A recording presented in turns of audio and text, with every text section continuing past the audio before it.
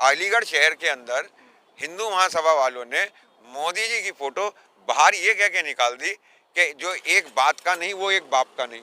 अब इससे ज्यादा स्ट्रॉन्ग स्टेटमेंट तो दिया नहीं जा सकता था। उनसे पूछा भाई तुम्हें नाराजगी क्या है, बोले फिर ये निकम्मा 370 भी और सीएए भी वापस लेगा। मतलब उनके वापस ना ले इसलिए किसान पीस दिए जाएं, उनका किसान से कोई मतलब नहीं।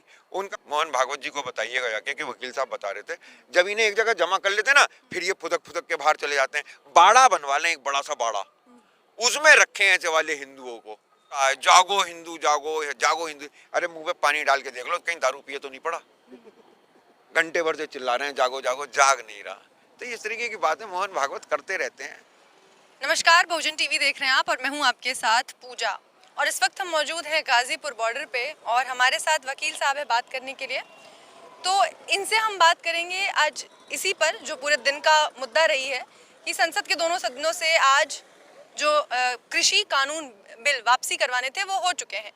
और अब सवाल ये है कि पहले कहा जा रहा था कि आज लोकसभा से पास होगा, कल राज्यसभा में जाएगा, लेकिन इतनी जल्दबाजी में काम किया गया कि आज ही लोकसभा और राज्यसभा दोनों से ध्वनि मत से ये बिल जो था पास हो गया। हालांकि चर्चा नहीं हुई इस पर।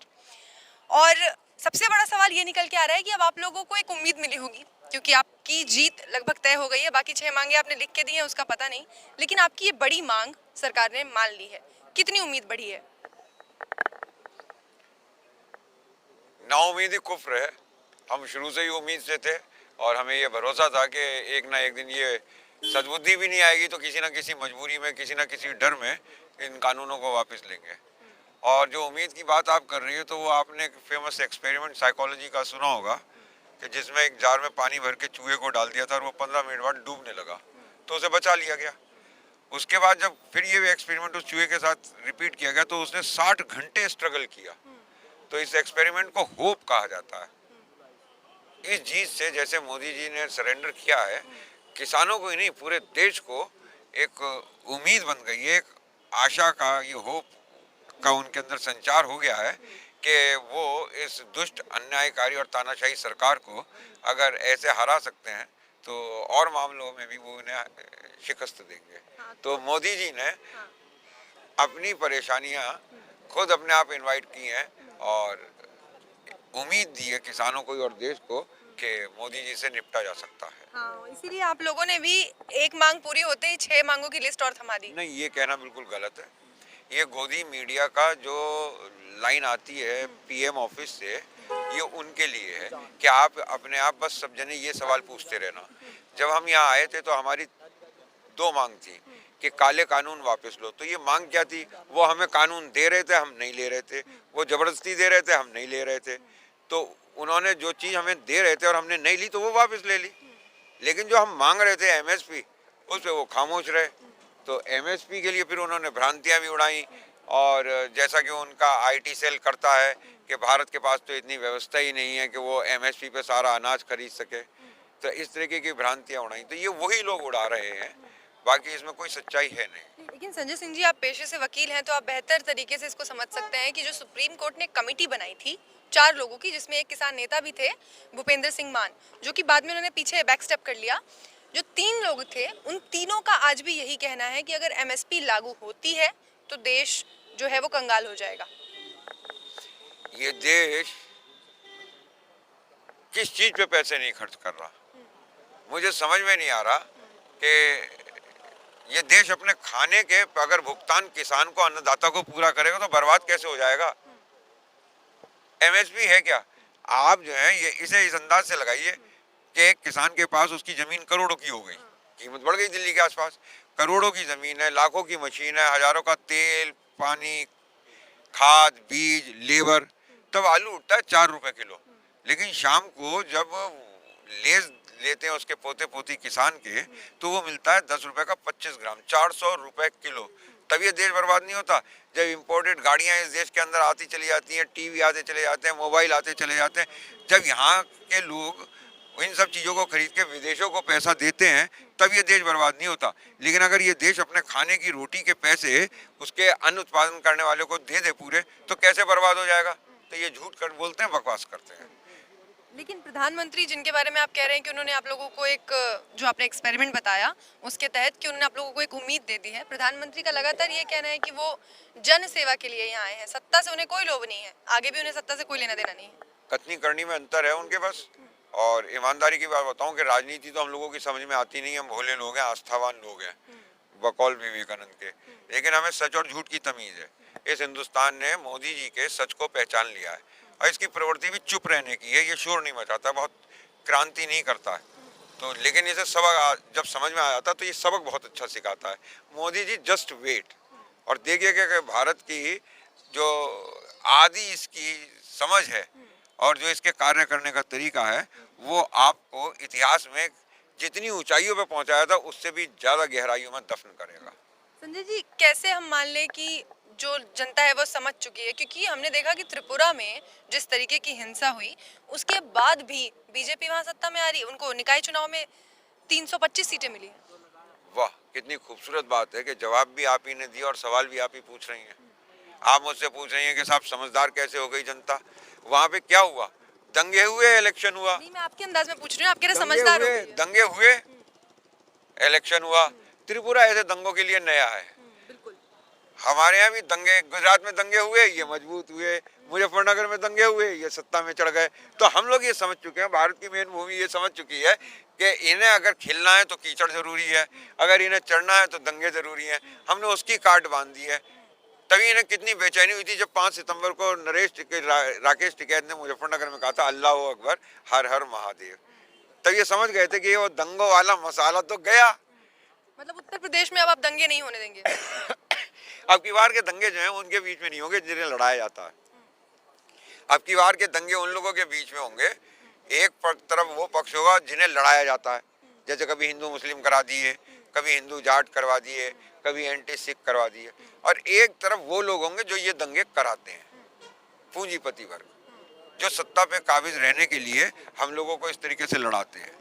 तो अगर इस बार 1000-2000 हमारे भी मरेंगे तो ये मानिए कि इन लड़ाने वालों के घर में भी इस बार टीवी पे खबर नहीं देखी जाएगी, मातम मनाया जाएगा। डेड बॉडीज सिर्फ आम आदमी के घर ही नहीं जाएंगी, इन वीवीआईपी के यहाँ भी जाएंगी। तो मतलब आप ये पूंजीपति वर्ग को खुलेआम एक चैलेंज दे रहे हैं कि अब उनसे आपकी लड़ाई है, मतलब आम आय वर्ग जो कमाऊ वर्ग है उसका और जो रईस वर्ग है उनके बीच में अब लड़ाई होगी। मुझे एक बात बताइए, 1 किलो मीट लेके, चाहे वो मुर्गे का है, काली थैली में टोपी लगाए हुए अगर कोई आदमी जा रहा है तो उससे बिना ये पूछे कि इसमें क्या है, उसकी टोपी उसकी दाढ़ी उसे मुसलमान बता देती है, मीट को अपने आप गाय का मीट बना देती है और फिर उसे मारा जाता है, मॉब लिंचिंग की जाती है। इसकी कीमत वो अदा करता है। और मीट एक्सपोर्टर जो हिंदुस्तान नंबर 1 है मीट एक्सपोर्टर्स में, तो वो मीट एक्सपोर्टर कौन कौन से हैं? जैनियों का उसके अंदर कितने हिस्सेदारी है, ब्राह्मण्स की उसके अंदर कितनी हिस्सेदारी है। आप उसे निकलवा के देखिए कि जो मीट हिंदुस्तान से जा रहा है उसके बदले में जो डॉलर आ रहा है उसमें जैन साहब की जो कि अहिंसा वाले होते हैं, अग्रवंशियों की जो कि धार्मिक हुआ करते हैं, ब्राह्मणों की, इनकी हिस्सेदारी कितने % है? मीट भेज के डॉलर वो कमाए और कीमत अदा करे अब्दुल। तो ये पब्लिक की हमारी भी समझ में आ गया। अब की बार हम कट्टी घर वालों को काटेंगे। लेकिन संजय जी देखिए, बीजेपी ने अपनी रणनीति और राजनीति नहीं बदली है। बीजेपी आई थी जब उत्तर प्रदेश में योगी जी की सरकार आई थी तो आते ही उन्होंने धड़ धड़ कुछ नाम बदले थे और अभी भी उन्होंने आगरा के मुगल रोड का नाम बदल के महाराजा अग्रसेन के नाम पे रख दिया है। लोगों का दिल जीत रहे हैं इसी तरीके से। नहीं, ये तो रीराइटिंग ऑफ हिस्ट्री है। मैं यहाँ पहले भी एक बाइट में कह चुका हूँ कि अगर फिर से मानवता खत्म होने का और फिर से जो है नया इतिहास बनाया जाएगा, खोजा जाएगा, तो आजकल जैसे प्राचीन चीजें मिलती है ना, तो हिंदुस्तान का सबसे बड़ा सम्राट महाराजा अग्रसेन निकलेंगे। वो जम्मू में भी चौराहे पे बहुत बड़ी मूर्ति है और मद्रास में भी है, गुवाहाटी में भी है, तो चौपाटी में भी है। वो पूरे हिंदुस्तान में महाराणा प्रताप की नहीं है, शिवाजी महाराज की नहीं है। ये तो छोटी छोटी जगहों पे कहीं इक्के दुक्के मिलेंगे, लेकिन Maharaja Agrasen, rewriting of history, आज उनके हाथ में कलम है, पैसा है, अब वो इतिहास लिख रहे हैं फिर से। मैं ये समझूं कि आपको इस बात की खुशी है कि मुगलों का नाम हटाया जा रहा है, लेकिन इस बात का दुख है कि सिर्फ एक ही महाराज को ना ना ना ना ना ना ना, नाम बदलने से क्या, मेरा नाम बदल दो, दिलीप कुमार रख दो, क्या मेरे पास मुकदमे आने बंद हो जाएंगे क्या? वो लोग तो जानते हैं नाम, ये फिल्मों में चलता है, राम श्याम सीता गीता। और हमारे योगी जी तो बहुत भोले हैं, चिलम लगाए पीछे तो सीधे भोलेनाथ से बात होती है, फिर ये दुनियावी मामले वो छोटे। इतने भोले हैं तो पीछे क्यों पड़े हैं? जाने दीजिए। किसके पीछे क्यों हर जगह जाके कहते हैं इनके खिलाफ झंडा उठा के, मोर्चा उठा के, मत वोट दो, मत वोट दो? किसको कहते हैं? योगी जी को। मैं क्यों कहते हैं कि झोला उठा के इस बार इनको मत भेजेंगे? तो नहीं, जो जगह है वहीं तो बच्चा खो गया है, भूल के बाहर आ गया है, कहाँ जाके दिल लगेगा?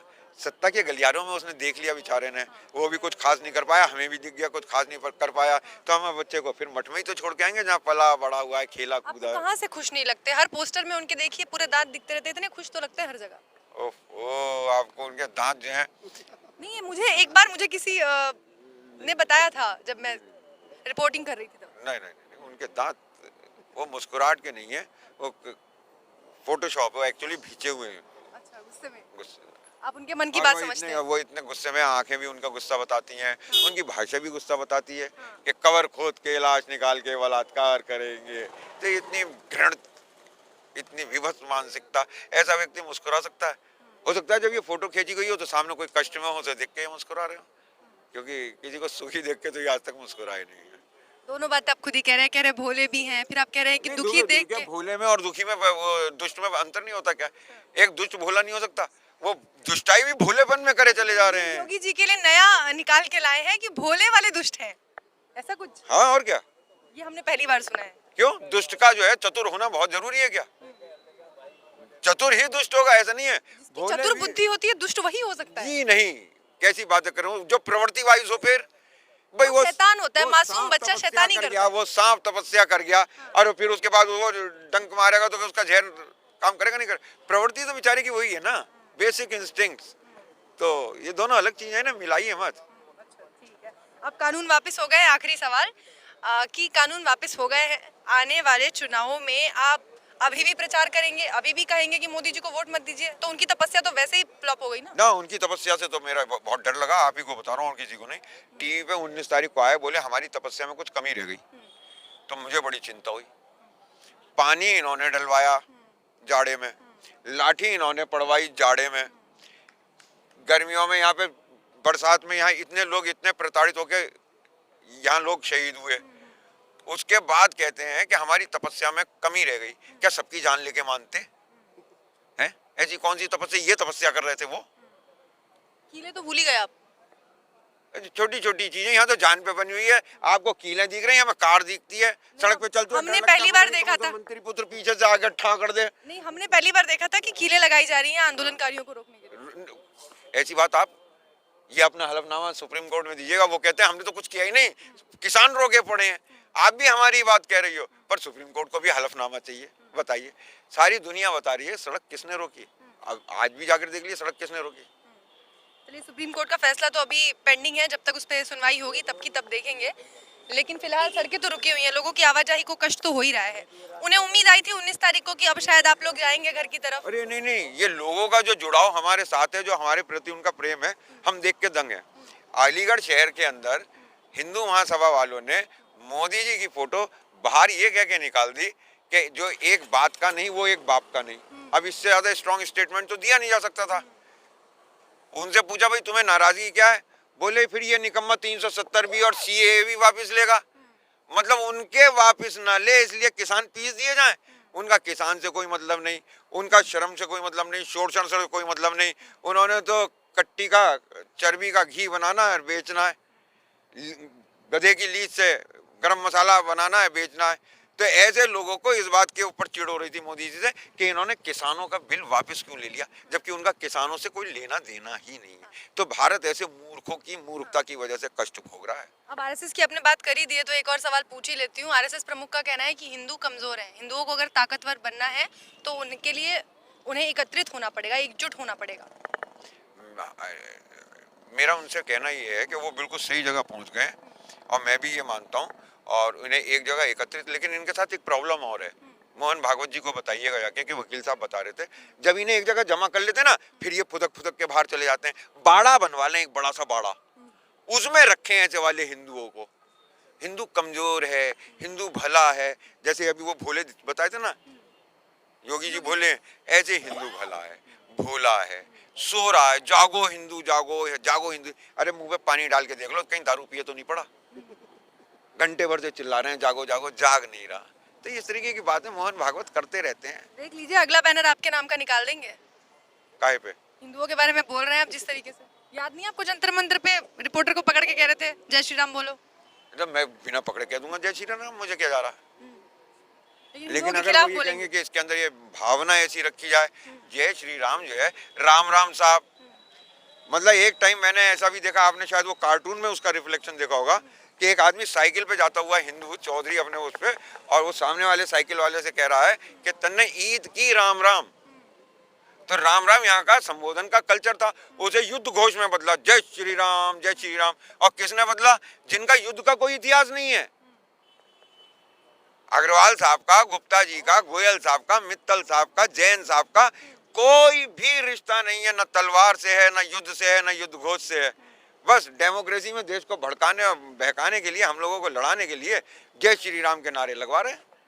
तो वो नशा अब टूटा, और खास तौर से उसको याली डोज जो थी 5 सितंबर को जो दी थी इन्होंने महापंचायत में टिकैत जी ने, वो गोली सही काम कर गई है। तो आप बिल्कुल श्योर हैं आप कि आने वाले उत्तर प्रदेश के और बाकी राज्यों के चुनाव में ये जय श्री राम वाला और ये राम मंदिर वाला जो फॉर्मूला है काम नहीं करेगा? अगली स्टेज बता दूं मैं आपको, बिल्डिंग गिर गई, अब गर्द बैठेगी थोड़ी देर बाद, फिर यहाँ होगा मलबा, फिर इस मलबे को उठा के ट्रैक्टर ट्रॉली में डाल के गुजरात छोड़ के आने का काम होगा। तो टिकैत जी ने अपना काम कर लिया, उन्होंने बिल्डिंग गिरा दी, इस तानाशाह की बिल्डिंग गिरा दी, इसे हरा लिया। अब मलबा छोड़ के आने का काम हम लोगों का है। अब जब थोड़ी गर्द बैठ जाएगी तो 2024 तक हम इसका सारा का सारा यहाँ का मलबा जो है दिल्ली का पूंजीपतियों का, वो गुजरात छोड़ आएंगे ट्रैक्टरों से। उनको छोड़ के आएंगे तब यहाँ से बोरिया बिस्तरा उठाएंगे। देखो इनके हाथ में तो कानून बनाने की ताकत छीन लेंगे तभी चैन पड़ेगा। अगर अधैर्य में मामला छोड़ दिया, हम घर गए जाके सुख चैन से बैठेंगे, फिर ऐसे ही कोई कानून ले आएंगे। तो अब की बार इन्हें यहाँ से इनका मलबा गुजरात छोड़ के आने के बाद, कह तो रहे मध्य प्रदेश के कृषि मंत्री कह तो रहे हैं कि पहले ट्रेनिंग देंगे किसानों को, उनको समझाएंगे और कृषि कानून वापस लेके आएंगे। हाँ तो भैया अपोजिशन में बैठ के कुछ भी करते रहना, हम मना कब कर रहे हैं, खूब समझाते रहना। कानून बनाने की ताकत हम तुम्हारे हाथ में नहीं छोड़ेंगे 2024 तक, ये बात पक्की मानकर चलिए। देश समझ चुका है। चलिए बहुत शुक्रिया आपका संजय जी।